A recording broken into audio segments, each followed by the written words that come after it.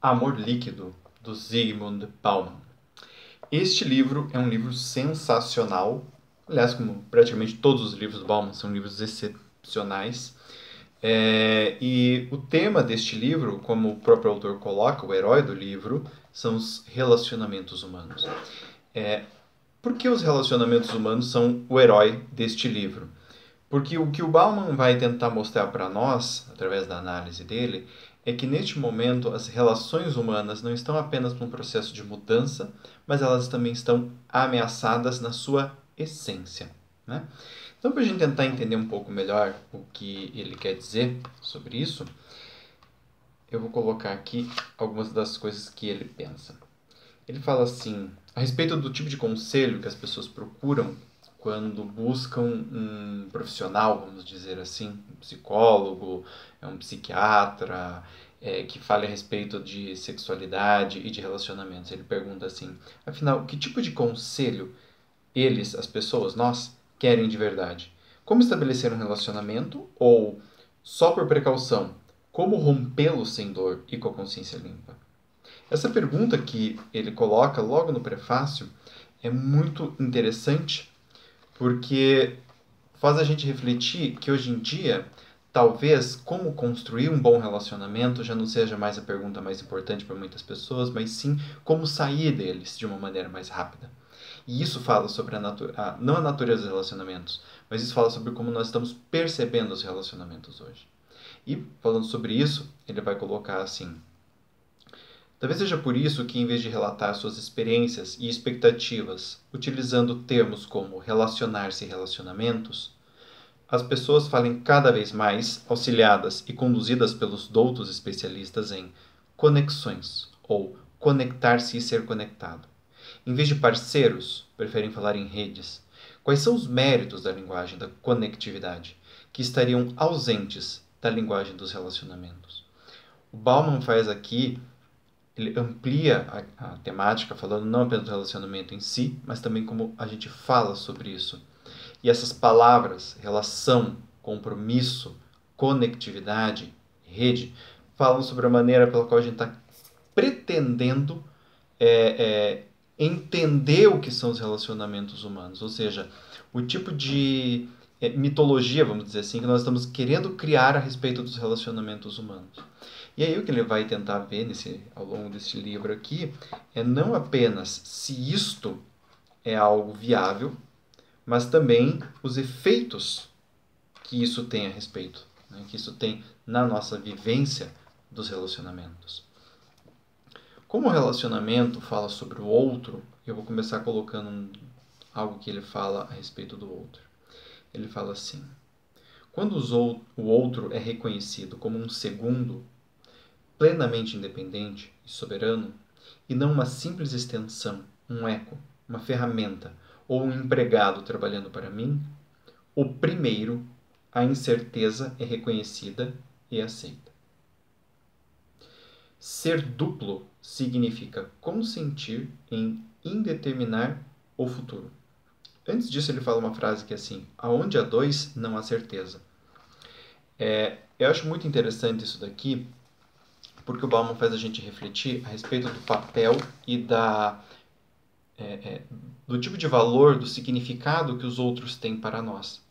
Então, é muito comum, quando eu recebo críticas no consultório, das pessoas falando a respeito dos relacionamentos, dos seus parceiros, que o outro seja entendido como um produto, né? Ou seja, alguém que está ali para satisfazer algo meu. Alguém que está ali não como uma entidade separada de mim, como uma pessoa plena, em seu pleno funcionamento, soberana de si, que tem seus desejos, que tem sua história, que tem suas necessidades, mas sim como algo em função daquilo que eu quero dessa pessoa, que é a típica relação consumista que nós temos hoje com praticamente tudo na vida. Né? Desde a vida, propriamente dita, até os relacionamentos. Então é o que eu costumo brincar, né, de escolha de supermercado. Hoje a gente tem a tendência a escolher as pessoas como um produto do supermercado. Eu não gostei desse. Esse outro aqui me oferece mais vantagem. Mas esse daqui, o outro, ele não é tão bom assim, mas ele me dá um descontinho. Então vou pegar isso daqui agora. E o que o Bauman vai falar é exatamente sobre qual é o papel que o outro tem na nossa vida, como nós encaramos este outro. É alguém soberano ou é alguém que está lá para satisfazer as minhas necessidades? Alguém que está lá num sentido de completar as minhas fantasias sobre o que eu acho que eu devo ser e o que o mundo deve ser para mim. Tá? Depois, mais tarde, a gente vai falar aqui também sobre a questão da sexualidade. O Bauman coloca assim: há sempre a possibilidade de pôr a culpa numa escolha, considerando equivocada, e não na incapacidade de aproveitar as oportunidades por ela oferecida, pelo fato da bem-aventurança prevista não ter conseguido se materializar. Há sempre uma chance de abandonar a estrada pela qual se chegaria à realização e recomeçar, mesmo que a partir do zero, se as perspectivas parecerem atraentes. O efeito combinado do veneno e do antídoto é manter o homo sexualis em perpétuo movimento, empurrado sempre à frente. Né?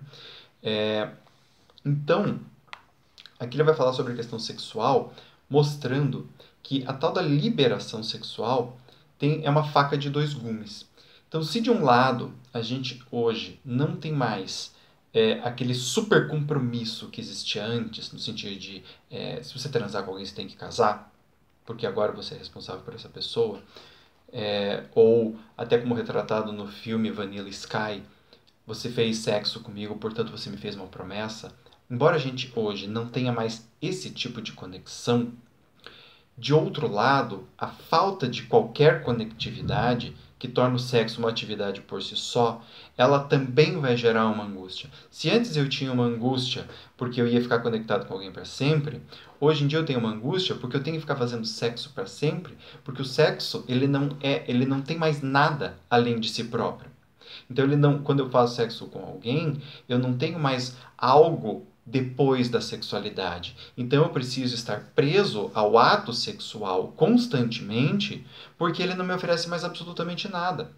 Né? A partir de consumado, eu continuo vazio. Diferentemente de antes, que depois de consumado o ato, eu tinha algo que vinha com este ato. Ele representava algo. Ou mesmo, antes de consumar o ato, eu já tinha algo. Então, o sexo, se de um lado ele está liberalizado, né, legalizado, e todo mundo pode fazer a hora que quiser, do jeito que quiser, apenas pelo próprio prazer do ato, de outro lado ele perde a essência. E aí a gente continua tão angustiado quanto antes, só que de um jeito diferente. A gente continua preso na sexualidade, só que de uma outra forma. Depois, ele fala aqui: para termos amor próprio, precisamos ser amados. A recusa do amor, a negação do status de objeto digno do amor, alimenta a autoaversão. O amor próprio é construído a partir do amor que nos é oferecido por outro. Então aqui ele está falando sobre a nossa necessidade de ser autossuficiente em termos de amor, que é um grande sonho de todo mundo hoje em dia. Se eu for autossuficiente e não precisar de ninguém, eu vou ser a pessoa mais feliz do mundo. Porém, o que o Bauman vai nos colocar é que assim, esse desejo de não amar ninguém, esse desejo de não precisar, entre aspas, de ninguém, ao invés de nos fazer sentirmos com uma autoestima elevada e sentir que a gente ama a gente mesmo, vai produzir exatamente o efeito oposto. Ele vai destruir a nossa percepção de amor próprio. Porque daí a gente não consegue se amar, a gente consegue não depender do outro, vamos dizer assim. Né? E não depender do outro, não ter amor pelo outro é diferente de você se amar, justamente porque nos seres humanos o amor que a gente sente por nós mesmos ele é incentivado e muitas vezes iniciado pelo outro. Aquela velha história da mãe que acaricia o bebê, do pai que acaricia o bebê, e o bebê aprende que é amado a partir daquele toque do outro. Então, a partir deste momento, eu entendo que eu sou eu. A partir deste momento, eu entendo que tem um outro que me diz que eu sou eu e que eu posso ser amado por causa disto. Se eu nego este outro, ou nego o amor a este outro, eu também vou negar o amor a mim mesmo. Isso, indo nessa seara, ele vai falar assim a respeito da questão do Holocausto, né? Ele fala assim: o fato de que a desumanização das vítimas desumaniza, devasta moralmente seus vitimizadores é desconsiderado como um detalhe irritante para quem analisa esse tipo de temática. Quer dizer, se não tiver sido silenciosamente omitido, o que conta é chegar ao topo e lá permanecer. Então, na verdade, o Bauman vai falar que quando a gente desumaniza alguém, a gente precisa, em primeiro lugar, se desumanizar. E é óbvio que todo o sistema, o nazismo, por exemplo, quando eu preciso me achar superior aos outros seres humanos, eu, na verdade, estou me retirando da condição humana. Então, se eu sou um nazista, se eu sou um fascista, se eu sou um religioso, se eu sou qualquer coisa que diga que eu sou melhor do que os outros seres humanos, eu também perco a minha essência de humano, porque todos os humanos são fracos, todos os humanos são imperfeitos, todos os humanos são fadados a falhas. Então, se eu me tiro desse lugar e desumanizo, mato, destruo alguém porque essa pessoa é inferior a mim, eu também me torno inferior justamente por eu ser igual àquela pessoa. Ou seja, a percepção de que eu sou melhor do que o outro porque eu não o amo, ou porque ele é execrável, é na verdade uma ilusão de que eu sou melhor do que esse outro, e não um fato. Por isso, né, que voltando no ponto anterior, quando eu tiro o amor que eu posso dar para os outros, eu também tiro o meu próprio amor. E se eu tiro esse amor, como é que eu vou me relacionar? Que tipo de vínculo eu vou conseguir criar? Né? Bem, gente, essas são algumas das questões, porque para fazer um resumo desse livro tem que ter pelo menos 1 hora.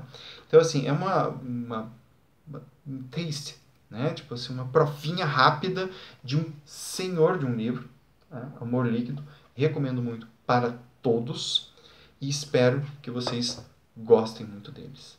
Um abraço. Tchau, tchau.